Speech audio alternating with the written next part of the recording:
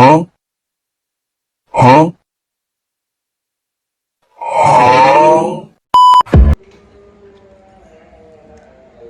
A few moments later. Assalamualaikum warahmatullahi wabarakatuh. Perkenalkan, nama saya Bagas Santana selaku moderator dari kelompok kami.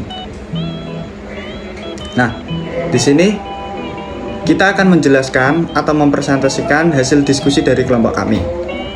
Nah, dengan judul menganalisis sistem informasi bisnis PT Jasa Raharja. Nah, sebelumnya saya akan menjelaskan anggota kelompok saya atau kelompok kami.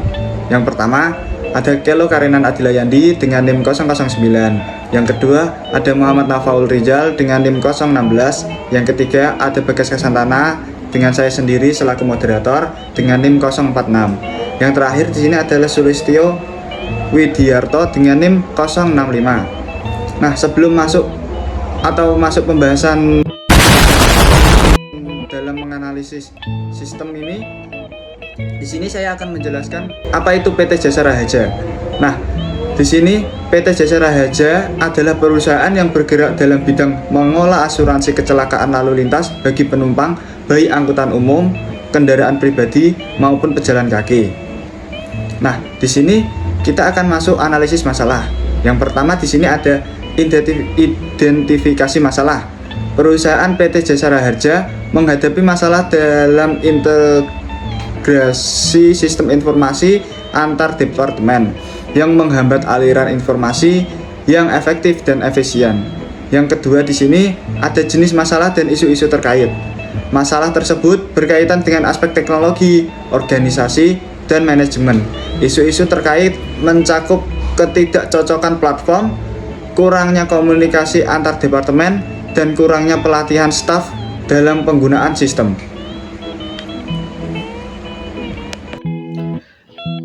Yang ketiga ada solusi dan alternatif. Solusi untuk masalah ini termasuk implementasi sistem Enterprise Resource Planning atau ERP, pelatihan karyawan, dan perubahan proses bisnis. Alternatif lain adalah outsourcing atau mengadopsi solusi siap atau sistem informasi akuntansi dan perpajakan yang sudah terintegrasi. Yang keempat, ada pemberian nilai untuk perusahaan. Solusi ini akan meningkatkan efisiensi operasional, mengurangi biaya, dan meningkatkan kualitas layanan pelanggan, yang pada gilirannya akan meningkatkan daya saing perusahaan. Yang kelima, ada teknologi yang digunakan.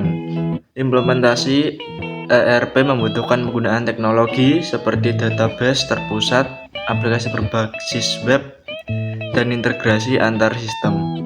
Yang keenam, ada proses perubahan organisasi.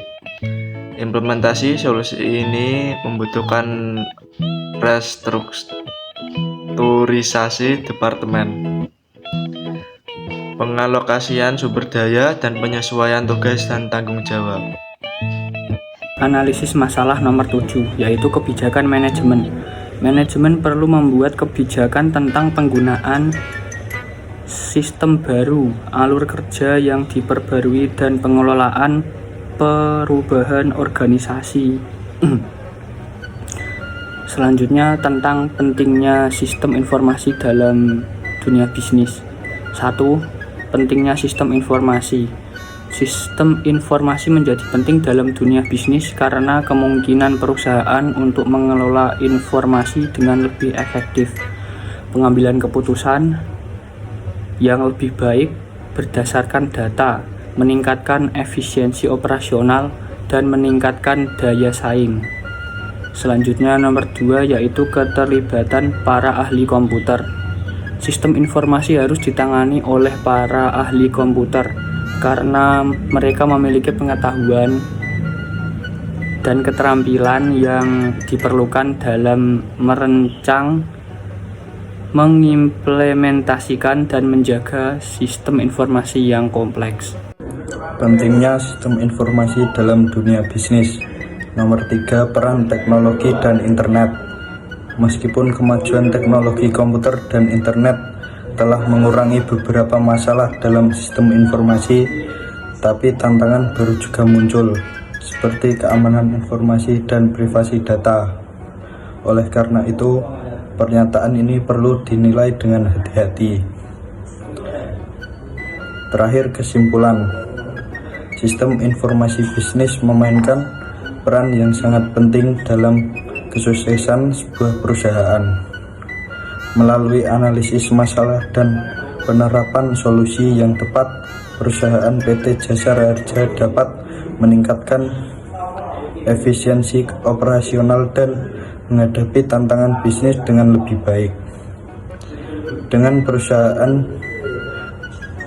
melibatkan para ahli komputer dan memanfaatkan teknologi dengan bijak, perusahaan dapat mengoptimalkan manfaat dan sistem informasi dalam mendukung pertumbuhan dan keberlanjutan bisnisnya.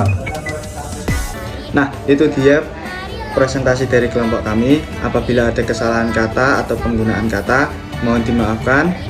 Saya selaku moderator dari kelompok kami mengucapkan sekian dan terima kasih. Wassalamualaikum warahmatullahi wabarakatuh.